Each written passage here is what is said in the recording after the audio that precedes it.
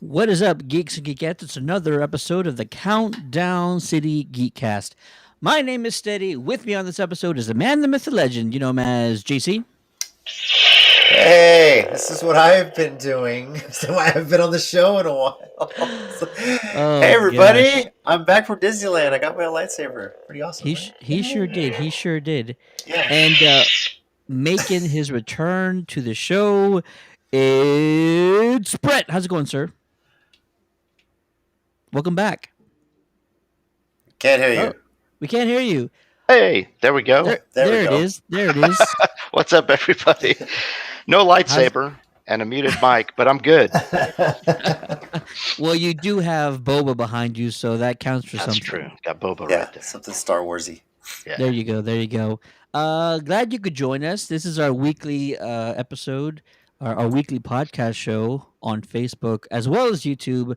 We want to hear from you today. We're going to be talking all about the mid-season finale of Young Justice, and we're actually going to get caught up a little bit because we skipped episode 12 last week. So if you haven't seen 12 or episode 13, we'll let you know Which before we kind of go start. together anyway. So that worked Pretty out. much, Yeah. pretty much. It worked out for us.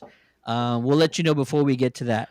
But first, everybody is excited to talk about the bounty hunter who's returned from the grave. Of course, we're talking about the one and only Boba Fett, and we're going to be discussing the season premiere of the Book of Boba Fett, and cannot wait to talk about it. So, if you have not yet seen the season premiere of the Book of Boba Fett, I'm gonna say spoiler warning, but there's not any like major spoilers. I don't think we can sort of ruin for you guys. But this is just us letting you know right now. We're talking all about the premiere episode of the Book of Boba Fett. So you have been warned, kind of a little bit, and I think what we'll do is just kind of go through sort of the high points. There wasn't really a whole lot of plot given away in this opening episode, this first episode. It was just a lot of sort of figuring out where he's been, how he got to this point, and maybe teasing a little bit of what's to come, but not a whole lot. So, you know what, gentlemen, I'll just ask you guys first. Maybe what were your expectations for the first episode, and how much did you enjoy it? JC, we'll start you, my man. Um, I don't know. I was pretty wide open about what they were going to cover. I didn't know if this was going to be just strictly picking up where Boba left off at the end of season 2 of The Mandalorian, Yeah. or if we were going to get some sort of backstory, and we got both. And I like how they did it. They didn't just say, "Hey, we're gonna spend a couple episodes just doing the backstory, and then here he meets a Mandalorian, and then just skip ahead or something." Um, I like the way they've done it as far as this being some sort of like dream state. That's pretty interesting to me because you're just going to kind of run what's currently happening with what has happened and kind of solve the mystery of how he survived. Everyone speculated how that happened before, but getting to see how that happened, I've actually really enjoyed seeing that. And we don't even know how we got to this point either. They kind of left a cliffhanger there for all of that. So Yeah, you can say that. There's a few loose ends to tie up, maybe between where we saw him at the end with the Tusken Raiders to where we actually met him in the Mandalorian. So yeah, absolutely. Right. Brett, what about you, sir? What was your general consensus regarding the premiere episode of the Book of Boba Fett? I loved it, man. It was great. I liked the flashback sequences, how he survived the Starlight Pit. Like you said, that's something that everyone speculated about. It's cool to see that happen. I would have liked to have seen a little bit more of it, but they gave us the general gist of it, of what happened. I like that they didn't make him just awesome right out of the gate. We know he's hurt. He's not the Boba Fett that he was like in Return of the Jedi. Yeah. Obviously, he's still awesome, still pretty amazing, but he has to rely on the back to tank and all that. But I really liked it. It was good, and I liked all the lead ups to it. I'm kind of wondering if they're going to do flashback sequences all the way through this season, or maybe just the first and second episode to get us up to this point. That'll be interesting to see. Yeah, and it makes you wonder, why he's having these dreams again. What is he either running away from, or what are these dreams trying to tell him? I think they're trying to show us that he's either conflicted or he has some issues he's yet to overcome. And so, yeah, that's kind of interesting if they follow through with that, and maybe these dreams start becoming a little bit more real, start becoming a little bit more nightmarish. And if they start going along those lines, then yeah, that could be an interesting thing to follow with. I mean, he's having dreams about Camino, and it's like he doesn't know a lot about Camino, right? I mean, his really early childhood years were spent probably on Camino, but not Yeah. not a whole lot of his life. Yeah, We saw the brief flashback of him holding Django's helmet, and like, yeah, that's pretty traumatizing. Holding, yeah, Not just his helmet, his head was in there too when you think about it. So yeah. oh my god, Yeah. yes, I get that, and I'm picturing it now, like yeah. just falling out. That would have been Thanks, Mace horrible. Windu, for that moment. Yeah, exactly. Matt's in the chat. Matt actually says it will be back and forth the whole time. Honestly, I'm a little disappointed. I wanted to save the Bacta tank nightmares for a Vader storyline. Ooh, hey, you know what? I mean, we might still get that in the Kenobi series. So don't hold your breath, man. That might actually happen. Yeah. Let's sort of go through a few of these highlights of this episode. The Sarlacc pit. I didn't think we'd see it. I mean, I was kind of hoping for it. Patton Oswalt actually predicted we get it, so sure, why not? We actually got Boba waking up in the Sarlacc pit, like lighting his way out with his flamethrower and climbing out. And I don't know if you guys noticed the details, but yeah, he's sitting in the stomach of a Sarlacc pit, and like the stomach acids are probably like eating at his skin and his suit and all that. But he also had like maggots, like huge maggot Yeah, worms, like sticking Yeah. out of his clothing. I'm like, ugh, gross. That's yeah, horrible, but fantastic. I appreciate that. Um, we actually see the Jawas stumble upon Boba after he escapes. They steal all of his armor, and we learn that eventually this armor makes its way to Cobb Vanth. That's where Cobb actually gets the armor from the Mandalorian, played by Timothy Oliphant. So they had to get the armor somewhat, I and that could was what it not I was. could not help but laugh at that part. I just in that moment I really felt like, are these Jawas or are these the little guys from Spaceballs? Because either way, it is so funny. It is so hilarious that these guys like, oh, there's a dead body. Let's just steal his shit. It's like It's it's like like in the leaving. hood when your Yeah, car, you leave it for a it's, little bit and you come back and it's it's on leaving your cinder car block. by Yeah, itself on a not well lit area with no car alarm on the west side. It just don't do that. don't So, do not. it was so great. I just thought that was hilarious. That was a funny part. Yeah. After they leave him pretty much left for dead, a group of Tusken Raiders find Boba, maggots and all, and actually drag him through the desert, literally drag him through the desert. Mhm. And then we sort of flash back into the present where Boba is now the new daimyo. He's taken over Jabba's gang, and people are actually giving him little fortunes, little little Tri- presents, tributes. little Yeah. tributes, except for the mayor's assistant, and I'm sure that's gonna lead into more stuff about that later on. And then he travels to Mos Espa, which we've seen before. Mos Espa, as we all know, is from Episode One. This is the actual hometown of one Anakin Skywalker, and that was pretty dope. Returning to Mos Espa, that was pretty cool. They visit the Sanctuary Cantina, where they meet Madame Garza Whip, and let's see. After leaving the cantina, they are then ambushed by a gang of assassins, but are saved by the Gamorreans he recently spared. So they saved the day. They came in there like monsters from a Power Ranger episode and took care of business. Fennec, in pursuit of the assassins, captures one alive, while Boba is taken back to his Bacta tank, and he actually begins having more flashbacks.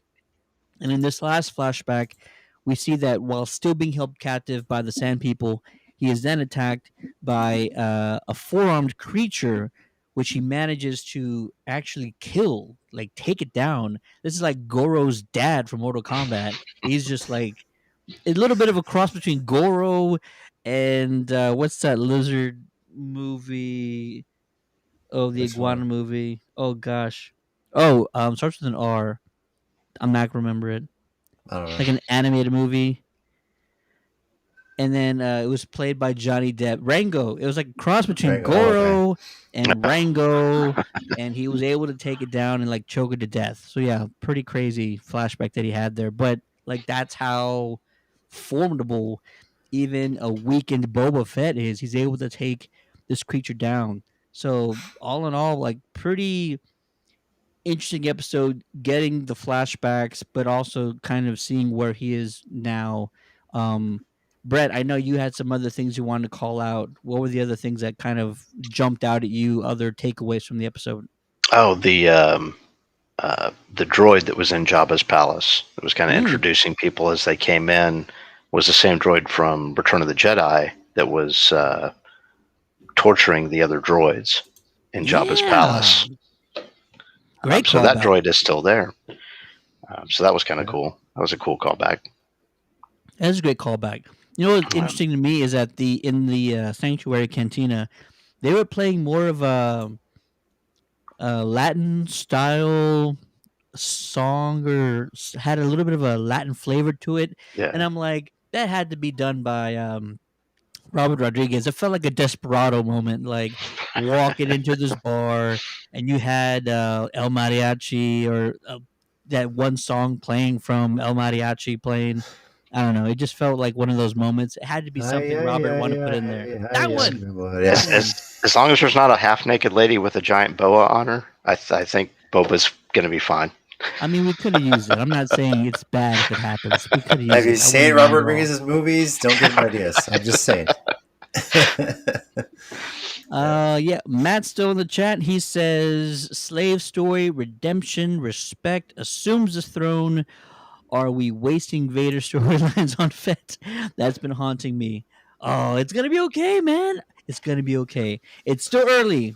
You know what? I think what's going to happen is that this, and I kind of mentioned this when we saw the first trailer. This feels like The Sopranos in space. This feels like Sopranos meets Star Wars. And I think that even though Boba's now taken over the throne here with this underground gang, there's going to be people that don't want to show him either respect or they don't want to, like the mayor, pay his tribute. And there might be some other people who don't want to actually give him any, I don't know, taxes or whatever they want to call it that he's collecting around town. I feel like this will probably be a very non Star Wars series in the sense that it's gonna be a story about deception, betrayal, dealing with Earning other. respect in a way. I mean, they said it. Jabba led through violence, through fear. He wants to lead through respect, but the problem is you're going to have a lot of these guys, and possibly the people that attacked him, uh, who were pretty well protected under Jabba, and maybe they don't Yeah. want to be loyal to him. Even the guards that we weren't sure they're going to be loyal to him. He kept them alive, and they ended up protecting him. But how loyal are they really? So this is kind of a new mob boss is taking over. Now he's got to like build some trust with everyone that's been under Jabba for all these years. Who's going to try and stick around? Who's going to try and break away? That's kind of what you got here. So Will Boba get a therapist? Please say yes. Just as Gandolfini did in The Sopranos. Yes, I'm sure Boba will have somebody to talk to. Maybe it's just Fennec. Fennec is going to be maybe not only his first lieutenant, but she's also going to be his therapist. And yes, he's going to tell her everything, and that's what's going to happen going forward. We just figured the entire series out, and yeah, it's going to be I exciting. think it'd be Can't wait. better if it was a Tusken Raider with a notepad. I think that'd be hilarious. You're not sure if he's listening to what he's saying, so. Uh, It's gonna be Neil Patrick Harris, that character from The Matrix the analyst. Resurrections. Yeah, Which Oh is really good, gosh. by the way. yeah. I wasn't here when we talked Resurrections, but I did enjoy it. But that's for another time. So I'm actually a little glad that you weren't with us because you would not have liked our discussion. It did well, not go so well. I figured if Joe was on it, of course I wasn't going to like it because he pisses me off. I'm trying to regulate my stress right now. So yeah, that's why I'm here. Any No. any any theories for the Book of Boba Fett going forward? What do you see as sort of the main plot? Who do you wish they bring in? Because we got Luke Skywalker at the end of season 2 of The Mandalorian, and there's rumors that someone at that level of a Luke Skywalker level will make an appearance in the Book of Boba Fett. Who do you want that to be, or what are your theories on who that could be? Maybe Ahsoka because I don't know what further storyline she's going to have beyond the Mandalorian. Right now, I mean, hers was only really tied to Grogu. We've kind of got a resolve on that. I think there's been rumors that Mando's gonna make an appearance, maybe a small appearance. He'll be in there too. But um, yeah, Lando. Matthew says Lando. I could see that. So, but yeah, I honestly I wouldn't if we're gonna see some sort of Jedi at that level. I would think it would be Ahsoka. Um, Ooh. that was the one that makes sense. Luke, I'm not entirely sure. I think that one's going to tie in more to Mandalorian than Boba Fett at this point. Yeah, no, I'm not saying that Uh, Luke's going to be back again. I'm just saying yeah, that we probably can now expect like that type of level cameos to come back in right. this series as well as other future Star Wars series. Maybe Han. That would be cool That to see Han. that'd be Han Orlando. Do So you de-age one Harrison Ford, or do you bring back Homeboy from the Solo story? it has to be Harrison Ford because this is post Return of the Jedi. Yeah. So you have to kind of DH from there.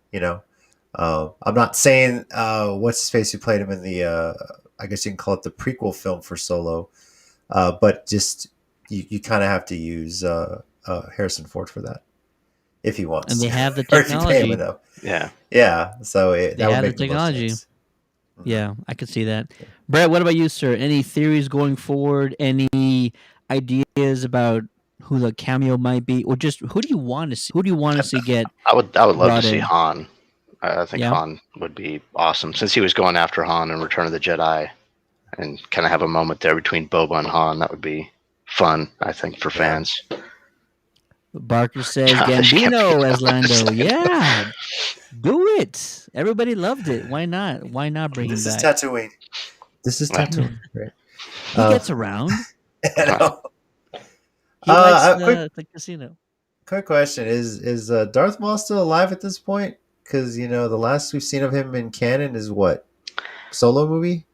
I mean, if you actually, if you want to really be 100% all over the spectrum, uh, Rebels. Clone Wars is Yeah. canon now. Rebels is canon now. Right, but isn't Solo after Rebels?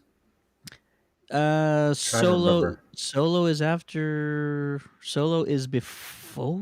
Good question. Hang on. Because it's obviously it's before Rogue One. It's almost like after Episode 3. But I mean, it's kind of, I don't know. I'd have to look up a graphic on where Clone Wars and Rebels ties in. But Well, Clone uh, Wars is prequel. Clone Wars is right, prequels. Clone Wars is episode 2 and episode 3. So it's before Solo. And uh, Yeah. then Rebels is between. Oof, Rebels is after 3, before 4. Is that right, Brett? I believe so. Rebels. Before Rogue One, right? So, Yeah. so it Yeah. might be Those Yeah. parallel. It might be parallel with Solo. it So I could be mean, parallel. maybe if they bring in Darth Maul in some way, that's another one you could think of. But unless they save that for the Obi-Wan series. But Yeah, and I absolutely think that's a possibility. mhm. Um, Series going forward. It's interesting they're bringing back these Tusken Raiders, especially this kid Tusken, who I'm gonna assume has a story to play or a part to play in the story going forward. So don't be shocked if little homeboy Tusken Raider comes back in the future. Maybe not to ask for a favor, or maybe he's owed one. I'm not sure exactly what kind of relationship that they have. Um, it's kind of all up in the air at this point. But I feel like little Tusken Raider is going to be back, and he's going to actually play some part in the story going forward. Other than that, I think Lando would be cool. Lando would absolutely be dope if we saw him going forward. Um, hey, you. Daughter just walked up. I'm talking to the guys about Star Wars. Oh, and she's wearing her Baby Yoda shirt. Perfect. Oh, okay. Absolutely perfect. Yeah, I don't know what other cameo I guess there could be. Chewie? Chewie should still be around. He'll be And I around, yeah, but Yeah. he's hanging around with Han mostly, right? So yeah. mostly, but he can do a number of things or be traveling and stuff like that. So yeah, I don't know exactly who, but yeah, we'll absolutely find out going forward from here. Another episode drops tonight or tomorrow if we want to be really honest. So we want to hear from you guys. Let us know in the chat what was your favorite moment from the premiere episode of the Book of Boba Fett. Let us know in the comments. You can always send us a message, though, if you see this at a later time. And if you really want to reach out to us, you can email us on the contact page of our website at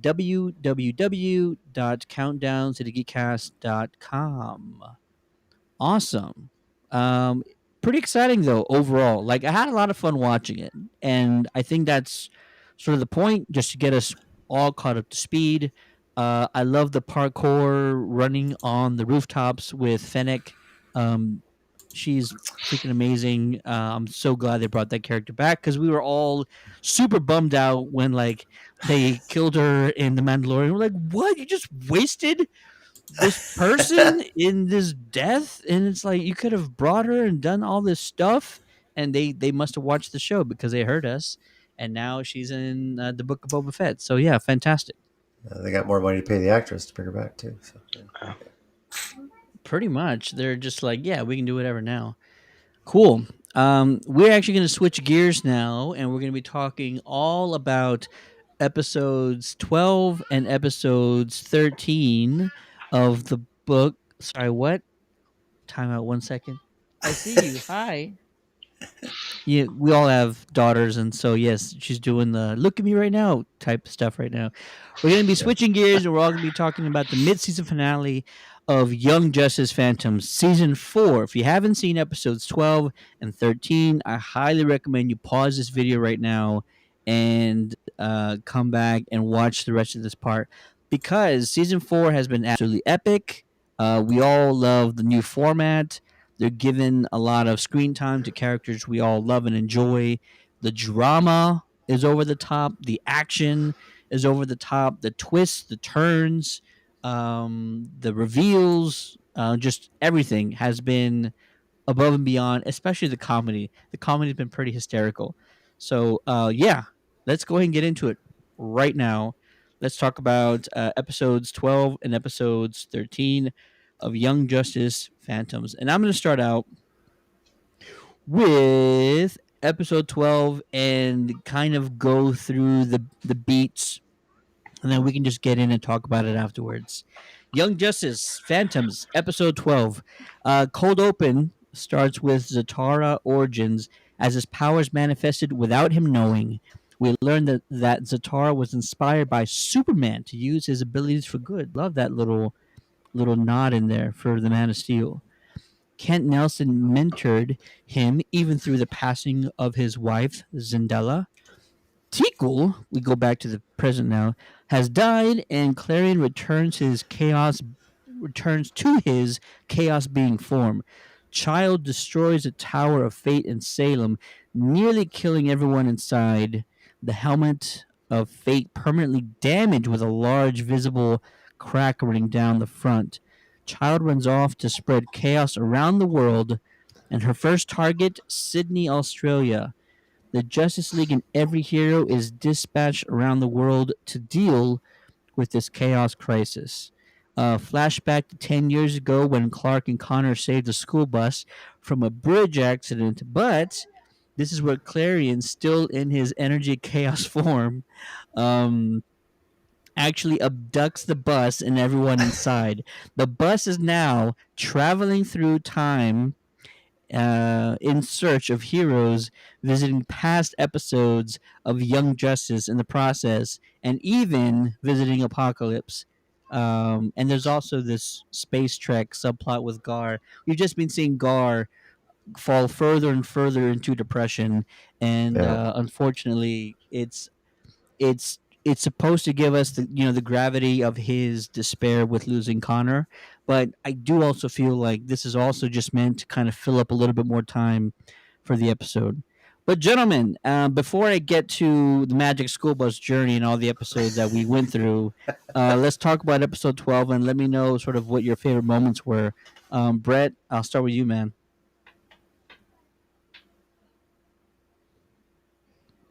You're on mute again. What happened? There we go. Mess with Sorry me? about that. Gotcha. Technical There he is. Go difficulties. for it. You probably should have started with JC.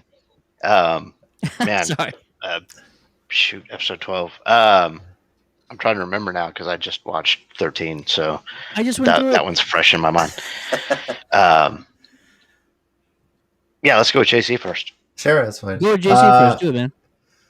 Clarion is hilarious in that he's just like, okay, let me try to travel through time, and he's always just missing where he's trying to catch up with them. I thought that was so funny. But yeah, you mentioned the Magic School Bus, and how great a foresight was it for them to even call back all these previous episodes where we saw some sort of a bus being saved, and this is what it ends up being the whole time. I mean, that is just remarkable. I don't know if this was a plan all along or if they found some way to do it, but yeah, I thought that was pretty cool because I've every time he showed up, and I was like, wait a minute, I remember that. I remember that. What the hell's going on? So yeah, I think they're just showing off there. The writers are like, yeah, look what we've been planning, So one thing that's been interesting about this arc, this arc right here, is just so much of the origin story that they're bringing in. We're getting full origin, backgrounds, especially about Dr. Fate, things that not really touched on. I think that's been one of the highlights of this third arc of the first half of the season that I've really enjoyed. So kind of lost in your description was just how they keep flashing back to this and explaining the balance and everything. I really have enjoyed seeing that. Absolutely. Brett, what about you, sir? Any thoughts on episode 12? Yeah, I really liked. I've been enjoying the flashback sequences and kind of how Savage has. I don't want to say he's the father of the, what do you call them? I almost said mutants. That's Marvel. The gifted humans, basically. He's kind of is the father of all of them, according to this, metas? anyway. Yeah, call them metas, I guess. Yeah, metas. Yeah.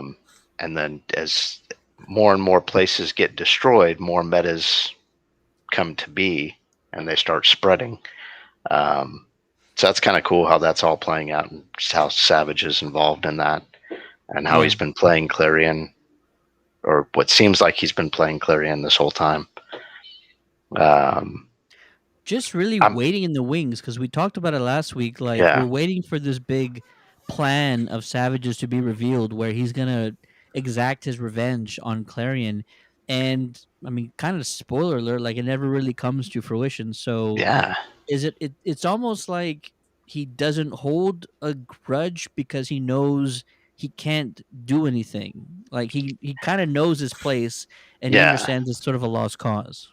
yeah, exactly. It's if he can't really destroy Lord of Chaos, so No, you can't. You could yeah, try, so but it ain't gonna yeah, work out very well. exactly. You can send No. them back where they came from. That's about it.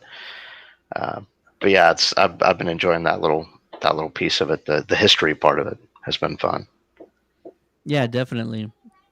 And real quick, I'm gonna go through the Magic School Bus journey with all of you right here, and let me just say that my exact tweet, because I wanted to make sure that I threw this out there. I spent the time hunting down all of these episodes and all the timestamps where you can find the Magic School Bus. You know what? I probably should have. Oh, I could. I can't bring it up. Hang on. Hang on. Hang on. Hang on. While he's bringing it up, let's just While I'm bringing it applaud up, go for it. Steady for having all that free time with his kids home for the break, and he's spent that going back, looking for previous episodes of the bus and finding the exact timestamp. Uh, it's good to know that you made some wise, productive use of your free time there, Steady. You know, Thank it you for that. was it was the holiday break. I did take the week off, so I was like, Yeah. if- it's a dirty job, but somebody has to do it. I guess is what I'm really trying to get at. All right, let me share my screen here, and we'll go through it. So, for anybody who wasn't sure, I want you to you could write these down. If you want to see this entire picture, you can go to our Twitter page at ccg underscore podcast, and we'll go through it in order. And then there's some that I left out because they're just too obvious. So Yeah. first off, when Clarion abducts the bus.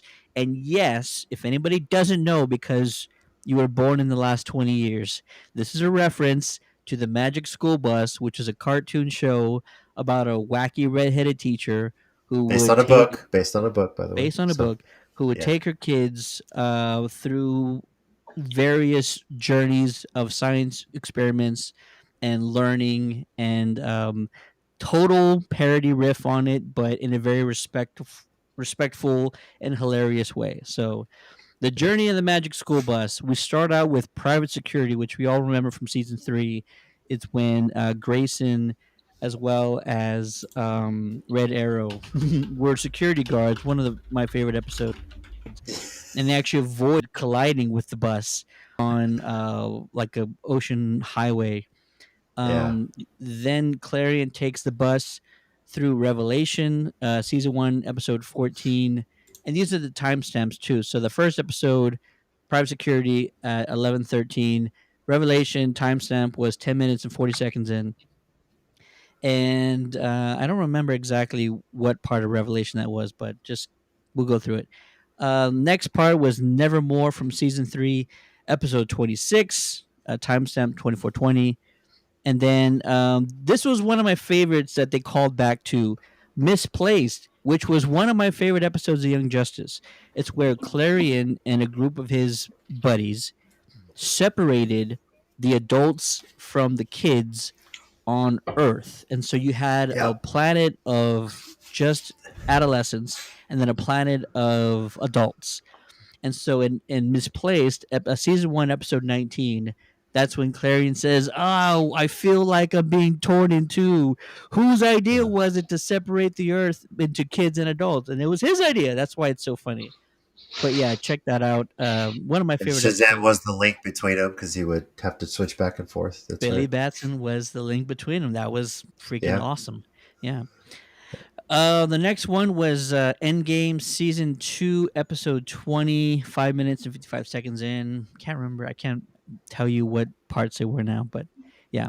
And then Odd New. Odd Actually, Endgame was at the end. This was one of the hardest ones to find because Mhm. Clarion sped by the Legion who were walking down the street outside of a cafe. And I'm like, I've never seen this before. This is new. This shouldn't be in an episode.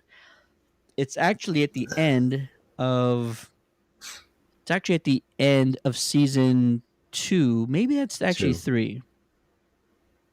I'm wondering now. Let me check. It might, you know what? That might be a typo. I think it's supposed to be um No, you it's know what? season I 2. take it back. That's season 2. Yes. Yeah. Nevermore is the end of season 3, and that's because while the Young Justice team were eating inside the cafe, celebrating that they had overcame everything, that's when Clarion and the Magic School Bus were driving by outside. So actually, that was one of the hardest ones to find because it wasn't a scene that we had seen before. So it was actually outside the cafe when he actually misses the Legion. Huh. All right. Okay. And then finally, season 4, episode 9, we all saw this at the beginning of Zatanna's arc. They're riding the merry-go-round horses in the street, and they miss a bus. Well, it's that same bus. It's actually Clarion abducting the bus in Odd New, season 4, episode 9. And then there's a couple that we actually see in this episode, episode 12, that are very interesting. I'm going to go ahead and make this a little smaller now. And Brett, you and I talked about it before. So Clarion actually goes to the future by a year, and he's actually flying through Apocalypse. And we see Big Barda, who we all know from comics, and we know that she's one of Darkseid's lieutenants, whatever, what have you. And it struck me as really interesting that we only saw Big Barda um, on Apocalypse. And then it kind of, well, I guess we need to call back to it afterwards, maybe, because we need to talk about episode Yep. 13 first. Okay, so remind me to bring up Big Barda again, and we'll come back to that. But anyways, Clarion finally gets back to meeting Zatanna and the students, and decides to tell them like, "Hey, look, we need to work together. This is the only way it's ever going to work out." And they give him new anchor, a new cat, which he needs a new name, and he decides to name his new anchor Teakle, which is the same as the old one. That's Clarion for you. Anyways, yeah, no, absolutely fantastic that they did this Magic School Bus bit. It's one of the coolest things they've ever done, and they've done a ton of cool things. So yeah, it's just pretty hysterical. What? Uh, These Ellen's in the comments. I'm the chat. one here typing to you. Hello, I'm Hello. JC. Ellen, nice to meet you. Yeah. YouTube is another world, people. Yeah. Hey, Ellen, how's it going? Welcome to the show. We're just talking about Young Justice season 4, but that was episode 12, and we'll get into 13 now because we got a lot about in this mid-season finale. So, episode 13, we start out with a cold open. Vandal Savage arrives on Earth and tells the Phantom Stranger, "There's work to do, my friend." And the Phantom Stranger summons an audience with the Lords of Chaos and Order with Savage, who tells him to call Child. They throw his alliance with Darkseid in his face and blame him for so much chaos on Earth, which is true. I mean, we all got to admit, he can't tell them, like, hey, Child's messing up the planet. It's like, bro, you've helped mess up the planet plenty of times over the last few thousand years. Am I right? Yeah. So Savage replies with a proposal because he's the master of proposals. A partnership that way throughout the galaxy, balance can be distributed between chaos and order. The Lords, for some reason, agree, and Child is now on her own. They're no longer backing Child whatsoever. She's on her own. Clarion arrives at the North Pole and tells Fate and Zatanna they must join forces to defeat Child. Clarion finds a new cat, Anchor, and names her Tico. Just talked about that. Fate and Clarion confront Child while Zatanna and her students attempt to drain the energy from the fires of Child, but to no avail.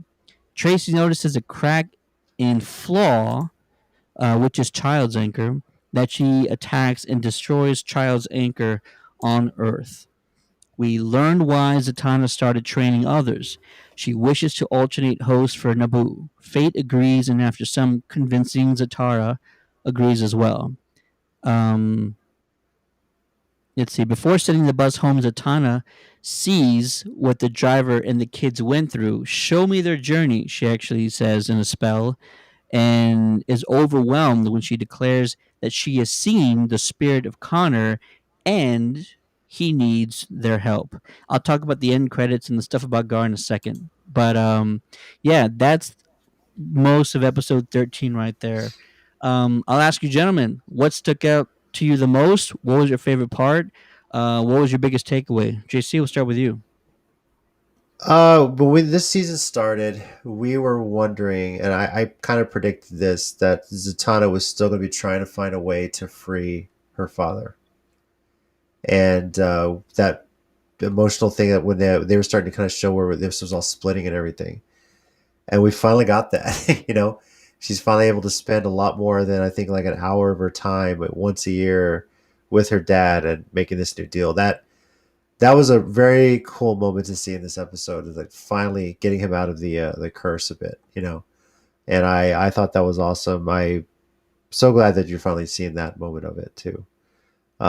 As far as the vision of Connor, still believe he's alive. Been saying it since he's disappeared. Everyone's been depressed. It's like he's got to be alive. The Legion has him somewhere, in the future probably. But that gives me hope. But they leave me waiting till the spring to find out what happens. So, yeah. Well, I think actually after seeing that, it's like I think he's dead. Like we had all I this don't hope know. about like Connor's alive somewhere. He's safe, but no, like the dude has no physical presence anywhere.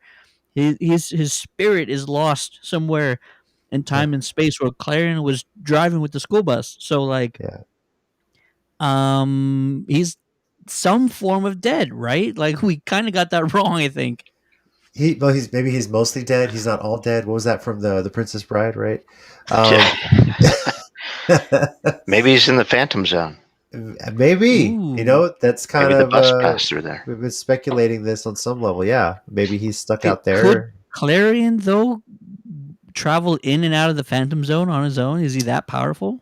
I mean, it's the Magic School Bus. If it's Miss Frizzle driving, she could definitely take it anywhere she wanted to go. So I don't see That's why right. not. But I don't know. I There don't you know. go. That's one theory. Maybe his spirit is trapped somewhere, and maybe the Legion has his body somewhere. Who knows? I mean, there's a lot of ways they can go with this. As far as what these all titles match up to be, you predicted Invitation to the Phantom Zone. It's like Invitation to, and then there's a K. What the hell's the next word? We got to wait and see. So You I don't think? know. Wait, what? There's a K? Yeah, the first letter in the title of episode 13 is a K. So it's Invitation to, and then K, and then okay, mid-season finale. So you guys got to wait. So who knows what this is going to spell? Hang on. I thought it was invitation to. Oh yeah, you're right. It is a K. Yeah. You know what? I was actually trying to play with that a little bit. So what if Mhm. the next word is Krypton? Invitation to Krypton's, and then there's six, 1, 2, 3, 4, 5, 6 letters left. Krypton's demise. Invitation If we're doing a to. whole time travel thing, if he somehow has to go back, that's possible. I don't know. Who knows? Obviously, with the school bus, with the Legion at the beginning and the first arc, time travel is being involved with here somehow. You know, um, and obviously with where they end us on the end credits, it's wide open. Yeah. But yeah, biggest takeaway, obviously, like I said, was Zatanna being reunited with her father, getting some form of closure, uh, and the fact that they have four right, taking on the Nabu. I guess you can call it a curse, as Doctor Fate every week. Smart. It kind of spreads it around, So Was it was your takeaway that it was always Zatanna's plan to train people to alternate, or did she kind of come up with that in episode 9? It just kind of sprung on her like, "Ooh, what if we do this with my students?" Because it I kind of felt like think that. I think she was always trying to find a way to free her dad, and whether that was training more magic users for that, um, maybe that just kind of fell into her lap. But ultimately, I think her plan was to somehow free her father and have more time with him. So, uh, and this just kind of worked out. Maybe deep down, on some accidental level, that was her plan: train kids to take up that form. Because Yeah, I mean, how much her father has aged under that helmet is insane. You know, dude. uh, Yeah. and Nabu's going to want a younger body to take that on. Yeah, and he had been prisoner to fate for 10 years. Like, it's a long time. Yeah. Brett, your biggest takeaways from episode 13 or your favorite moment? What was your favorite moment, man? I loved the fight there at the end with you got the three young kids, new magic users, and they're the ones Yeah. to kind of make it happen. Or one in particular was the one to make it happen. And but the was Mary kind of going just all balls power on the creature and really couldn't do anything other than push it back and was almost killing everybody else in the process. Um, she finally gets knocked out, and then the other one's like, "Oh, wait a minute, there's a flaw," and just takes the thing out in one shot. There's a flaw and Um, flaw. Yeah. yeah, just took a moment to look and say, "Okay, there's its weakness," and bam, did it. That was kind of cool. But yeah, the my biggest takeaway was we know that Zatara got aged more than 10 years while he had the helmet on. So these Probably. Yeah. kids are going to be aging faster and faster as they wear the helmet. So do they know that they're going to be prematurely aged? Or, you know what I mean? Yeah. They're Well, going to age, luckily, hope yeah, if if they alternate, then hopefully they won't age as fast as Atara did. yeah, That could be a Yeah. thing. yeah. But I think we're going to see them age a little bit faster than they normally would when they wear that Yeah. helmet. Absolutely. Um, I love that this episode ended the way it did. We had such a dramatic ending to the first arc, and then the second arc was kind of a little bit good in a way. I think I can't remember if we lost anybody in arc 2. Apologies if we did. It's just this arc has been a very long one. Yeah. It was the longest one so far, and it ended on such a high note with Zatara and Zatanna embracing, and it was just great emotional tearjerker of a moment, and another great one of those great moments by this show. I mean, it has a lot of these. It does it time and time again. Like this story, this series always hits these emotional beats and executes them flawlessly, and I absolutely loved it. How weird is it that we're like cheering for Clarion in this episode?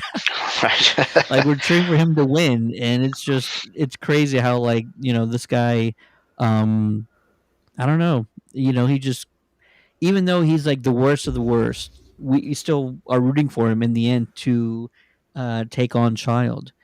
I mean, I really need to. the child was a total bitch. I can't blame you for wanting to cheer for him, man. She was just.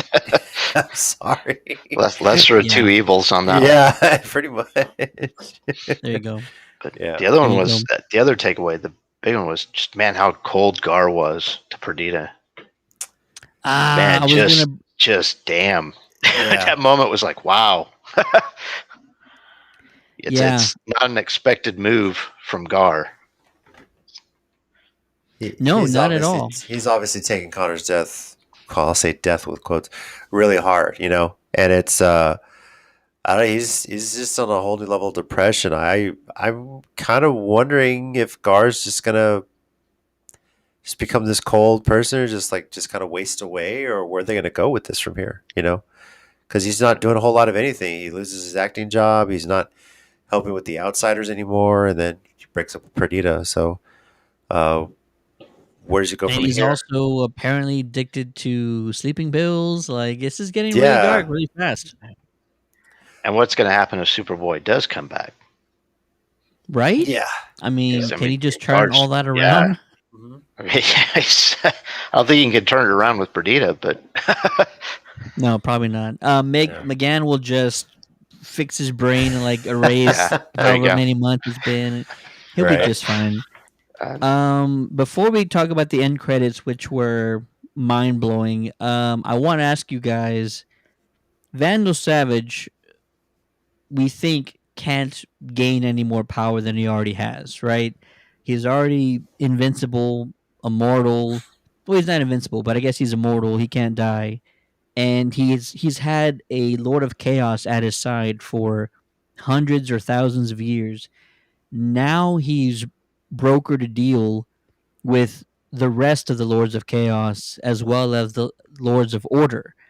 Nice. And that's both scary and almost in some ways a relief because you can't just be thinking of ways to harm people or planets because you've brokered a deal with the Lords of Order. What is the opportunities now for Vandal Savage? What is his plan? I mean, I know you guys probably can't think of it now, but like what's the potential of what this deal means between him and these lords? I don't know if it's deeply between the lords. Maybe he has some sort of secret deal with Darkseid in the end. Um, I think they made this deal trying to think, hey, we need Earth to stop Darkseid, but um, you know, uh, Darkseid still wants Earth on some level. Maybe Savage is either double agenting this thing, so no matter what side of the war wins, he wins. Yeah. But I almost feel like he might have some sort of secret deal with Darkseid. Maybe this goes back to the anti-life equation as well. Especially hearing a certain voice at the very end too. Uh, that maybe he's secretly siding with Darkseid in some sort of way. Brett, what about you, sir? Any thoughts or possibilities of what this deal can mean? I mean, these are the highest sort of powerful beings in the universe, right? yeah, Like you don't get any bigger than this. So what's the possibility of what this could mean for him? man. I know it's a tough Basically, question. I don't know if he's just trying to create a war between the two of them.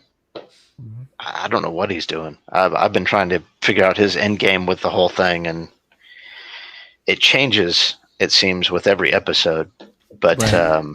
what I keep coming back to is the end of that one episode where he's on Warworld and he's saying, "Yeah, bring all the stuff up here." So we know he's already moved a ton of stuff to Warworld, Yeah, and and we also saw his face when Child was destroying the planet and he was like, "I was about to do that." yeah, And kind he of stone stopped in faced his about it. tracks. Yeah, he's like, "Well, I can't do that." So he just like stopped and was like, maybe he's having second thoughts. Is it possible that Savage doesn't want to destroy the planet?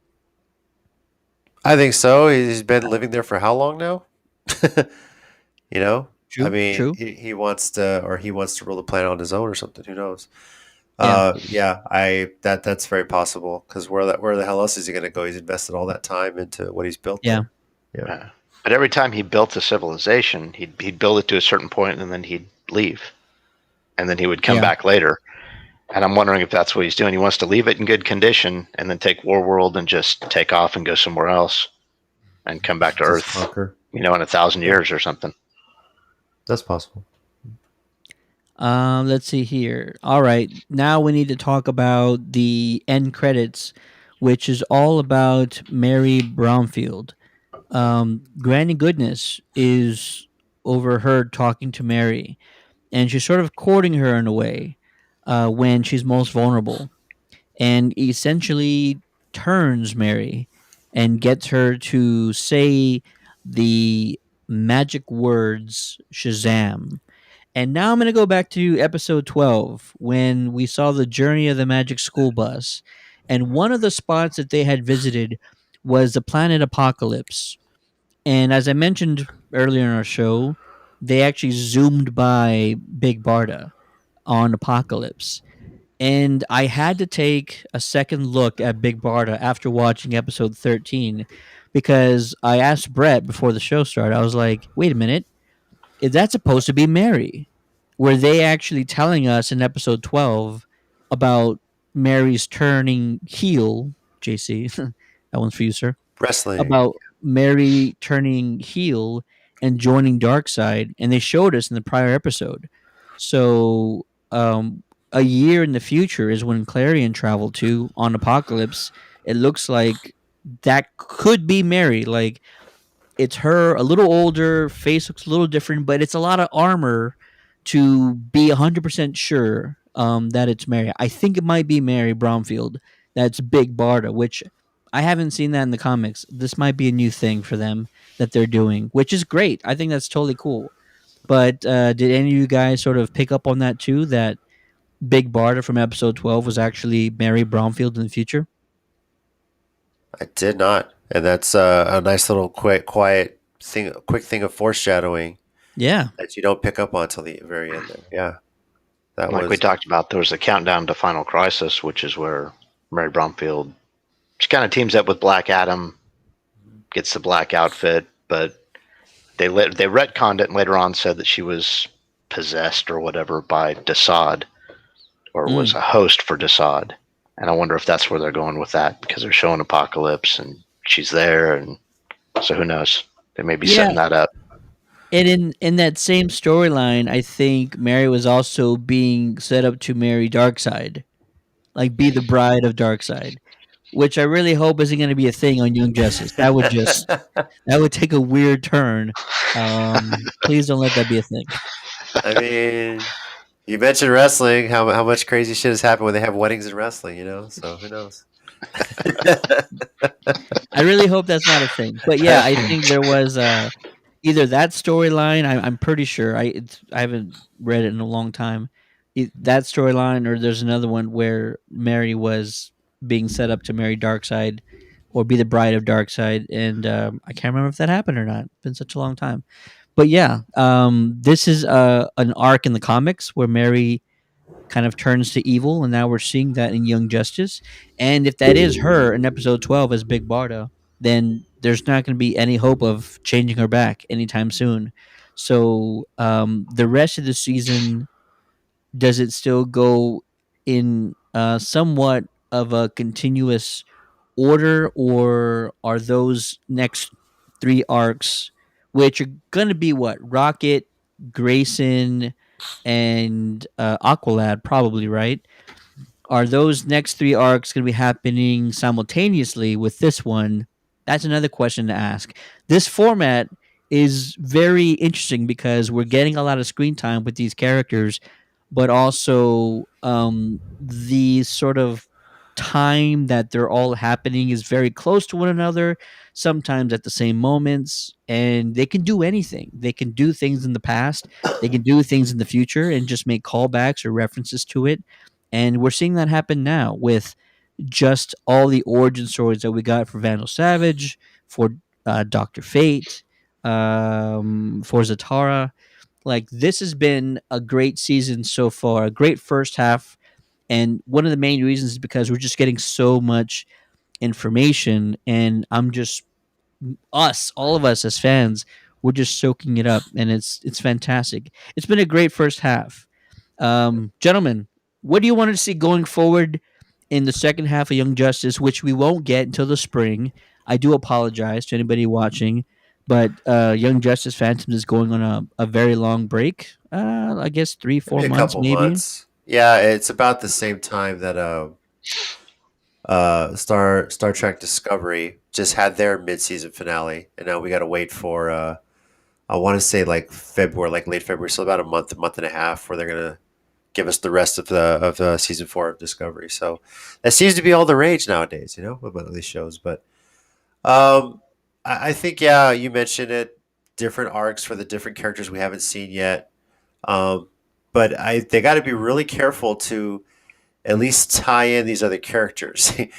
26 episodes is a long season, so they need to have some sort of callback to Megan, to Artemis, to Zatanna, to kind of keep them all, you know, keep them in everyone's mind before there's some sort of like grand finale final battle for this season.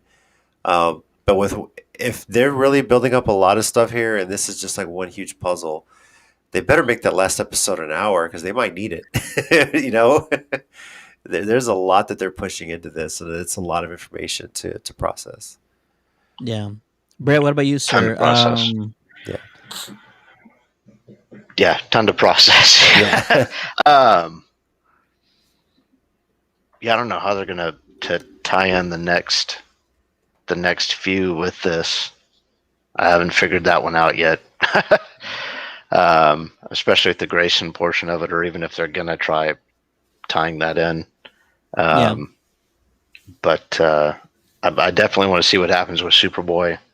You know, is he alive? Is he dead? I still believe. I Uh, still believe.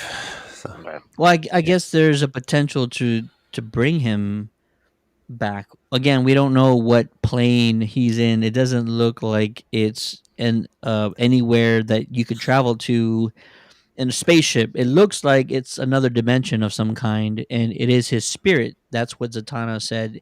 It's his spirit calling out for help. It's not necessarily Connor calling out for help. It really makes you wonder. Like when I saw him, like, oh damn, they really did kill him. Like that's wild. Did not expect that whatsoever.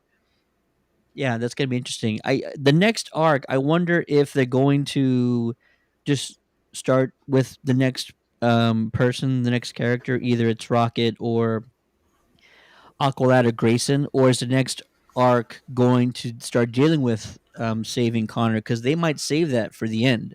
They might yeah, just go into the next arc, arc 4, and do that deal, and then go into the arc after that, arc 5, and go do that storyline, and then they'll save the final arc, arc 6, for rescuing Connor. Oof! And I'm already having some theories. And usually, when you want to save somebody, usually there's collateral damage that takes place. And so, whenever you're trying to save a person, usually you lose someone in the process. And so, if you save, mm, you know what? And I'm already, ooh, didn't I? I think I already guessed it beginning of the season, or we talked about this, JC. I uh, said you were going to lose a lot of the OG characters, and I felt like Grayson was going to be at the top of the list of people that might not make it to the end of the season. And yeah, so, if you're going to rescue Connor and you're going to do whatever it takes, because that's usually what happens, whatever it takes to save one of your family, usually somebody has to kind of make the ultimate sacrifice, and they do it for the greater good. And saving Superboy is you're saving like a lot of people in the future because he's going to be saving like hundreds of people in his lifetime. right. And so maybe you have to lose one of the OG characters, and so maybe that could be a guy like Grayson. Maybe that could be Clark. Maybe Clark will, give up his life to save his brother, son. I can't forget what they really refer to him as. I think I it's more guess of a brother. you almost kind of vision him as like an older brother kind of thing, really. Yeah, And but God, that would be heartbreaking because Clark and Lois just had a son. You know, uh, that'd be heartbreaking if Clark's the one that tries to save him. So um, which I was makes gonna it throw even that. more moving. Yeah, I was gonna throw this theory out there. I know this is like a hell of a callback, but we know Wally passed the end of season 2, and we're not exactly sure how. But what if his spirit is stuck in wherever the hell Connor is as well. What if there's a way they can bring them both back? Yeah, He that'd be he cool. became one with the Speed Force, right? That's what I Yeah, thought. Yeah. and they gave us a small glimpse of him back in like a telepathic vision last season. But what if they were really trying to? Wait, Obviously, they did what? that for. Yeah, did they not I do don't that? remember that. I don't It remember that. was there was some Refresh my battle in memory. season 3, and they played the OG entrance song, and there was like a fight with like Robin and everyone. I can't remember what episode it was, but they had like a vision of Wally in there fighting alongside Robin and everybody, and Yeah, everyone picked up on that. we So had a lot of those. Even Artemis had a thing where like McGann put her in sort of a fantasy where she kind of lived some moments of her future with what her life could have Wally. been, yeah, Yeah, and they had like a kid and everything, and so like yeah, we saw Wally a lot to not get him at all in season 3, and yeah. we haven't gotten him in halfway through season 4. So yeah, it's pretty funny. I don't know, just a thought, just a thought. He was such a popular character, and I wonder if they might find a way to somehow bring him back in the fold somehow. You know, Yeah, um, absolutely. mhm. I um I actually posed the question on Twitter and I asked, who's your favorite character on Young Justice? Not necessarily this season, but just who your favorite character is. And I had a bunch of responses. I had, let's see here. I can't even find them. Probably Clarion. This season he's been pretty likable. I'll say that. Yeah.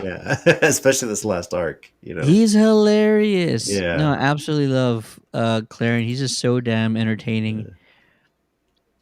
Let's see here. Actually, we got a few Wallies. We did get a Grayson. I also said my favorite character was Grayson. Um, Artemis. We had a couple of Artemis. Scotty on Twitter said Blue Beetle, 100%. I'm like, hey, that's pretty cool, man. Mhm. Uh, yeah. Who else did we get? Connor. We did get a Connor. Zatanna. David Gravy says Zatanna's his favorite. So damn hot. I mean, cartoon character, but yeah, why not? We're not here to Cos. judge you We're publicly. not judging. We're not Yeah, judging. not out loud Cosma anyway. says Beast Boy. Yeah. Mhm.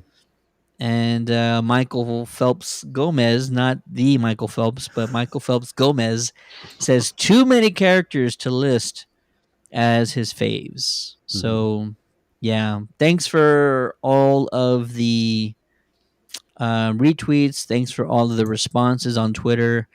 Last week, we actually had a Twitter campaign that we joined that was put on by the YJ Wiki page, Mhm. and it was a tremendous campaign. We had over 10,000, I think, tweets in support of renewing Young Justice for season 5, because according to the showrunners, who either give us no information at all or give us like the absolute truth, they said that they've not been renewed for season 5, and they really can't start working on a season 5 until they get renewed. So even though we're only halfway through season 4, we would really like for that to happen, because the longer it takes to renew, I think the longer it's going to take for us to even get a season 5. Making Yes. 26 episodes of this caliber, where you're sending a magic school bus through a half dozen of your previous episodes, like that takes time. And so we want to make sure you get renewed and this show gets renewed so they can get the ball rolling on season 5.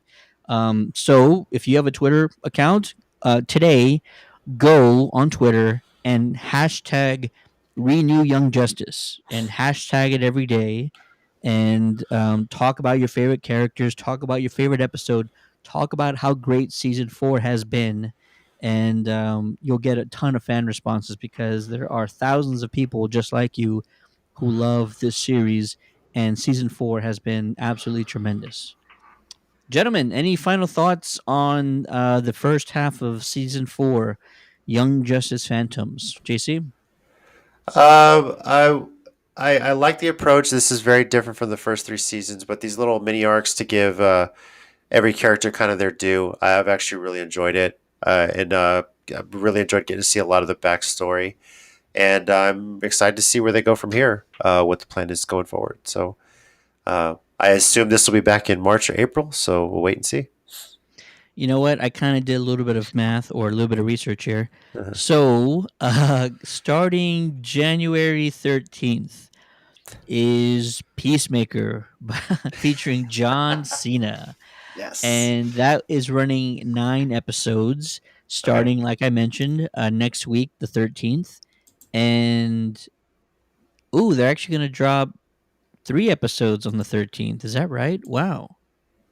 They might Oh, do the first three and then a week every episode after that. So yeah, looks like that's uh, what they're doing. So they're dropping 3 episodes on January 13th, every other episode a week after that. The final episode, episode 8, maybe it's only 8 episodes. Only eight uh, episodes. The final episode will drop February 17th. oh So I don't know what other DC series they have lined up to show right after Peacemaker. Nothing off the top of my head that's even close to being ready to drop that soon. So oh. maybe we get it in late February. That's a possibility. Hopefully, Yeah, because Titans isn't ready to go yet. I want to say they're already working on another one. they're Uh, probably like just starting production on the next season. was Doom Patrol filmed back to back seasons, or they only had just the most recent one? You know? I think they just dropped that one, right? Like Okay. Yeah. Yeah. they just finished that one like a month or two ago. Yeah. So that's not it. Which, by the way, watching Encanto and realizing that Crazy Jane was the voice of Isabella was just so night and day for me, but so great. Yeah. Fantastic. uh, yeah, I mean, I guess February could be it.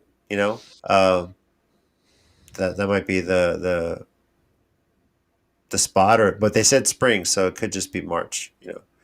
It could. Late March, Absolutely. early April. Yeah. So Yeah. That could definitely be it. Cool. Brett, any final takeaways from the first half of season 4, Young Justice Phantoms? It's been great. I was kind of wondering. I don't know if you guys remember back to where we first see Impulse mhm. when he comes to the past to Yeah. save Barry, correct? To save Barry Allen. Is that correct? Or to keep him from dying Probably. from supernova, I guess, or whoever the guy was from destroying the planet. We Yeah, saw I a think I know glimpse of the somewhere. future Yeah. again at the end of that episode, and it was still messed up, if I remember correctly. I wonder if that I ties in with what's going on with Vandal Savage right now. Well, I love that episode because I think that they answered that question without telling us. So Impulse travels back in time because Mount Justice, I think is Yeah, what it's called, had been destroyed in the future. And so he goes to the past to fix things. And after he goes to the past, whoever who was with him in the future is still there, and he still sees that Mount Justice is still in ruins. Well, in that season, I guess it was season 2, maybe, I when think it that was happened. two. Yeah. We'll say it's season 2. Grayson actually ordered Mount Justice to be destroyed, and I forget the reason why. Like they had been infiltrated or something happened, and Mount Justice they had to let it go. So they actually were the Yeah. ones that destroyed Mount Justice. It was either Grayson's call or Batman's call. Somebody actually ordered it to happen, and so they destroyed that layer, if you will. And we all thought like, oh, Impulse failed, but he actually succeeded. It's just that it was caused by themselves, which is a great little twist. yeah, Yeah, Yeah, I want to absolutely. say it was Grayson that ordered it, and I think it was because that's true. they had found their lair. They had found a way to infiltrate, and they had to shut it off because they were going to use the boom tubes to get to the Hall of Justice to Watchtower. Yeah, So they had to destroy their link to that so that they wouldn't get that taken over. So How great is this show? yeah, it's How great. great is that writing? Yeah, it's it's so well fantastic. thought out. It's pretty amazing. And even if they had no plans to do the school bus thing in the future, my God, what a way to cover it up, you know? I feel So, like I need to go back to season one and watch the entire thing over yeah. again so I can see where everything's kind of coming together It's like, whoa, wait a minute. in this Yeah. season. Yeah. Yeah.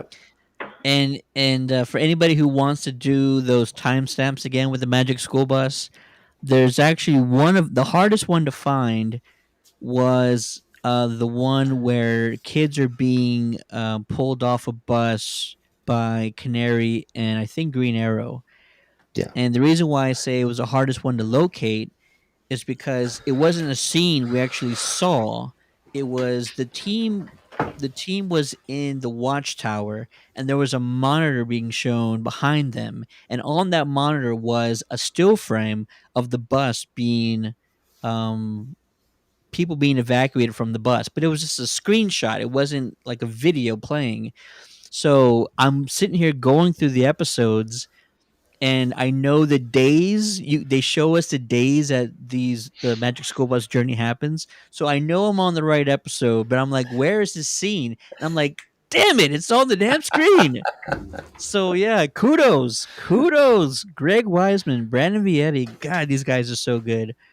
They just thought like, oh look, there's a bus on the screen. We'll use that, and nobody will know. And yeah, it's freaking amazing that they did that. Absolutely loved it. That's why I spent the time going through all that mess is because like this is gonna be fun. And it was like a scavenger hunt with Young Justice. Absolutely great. Cool. That was our talk on Young Justice Phantoms, the mid-season finale, and we want to hear from you guys. What has been your favorite arc, your favorite character, your favorite episode, your favorite moment? We want to hear from you.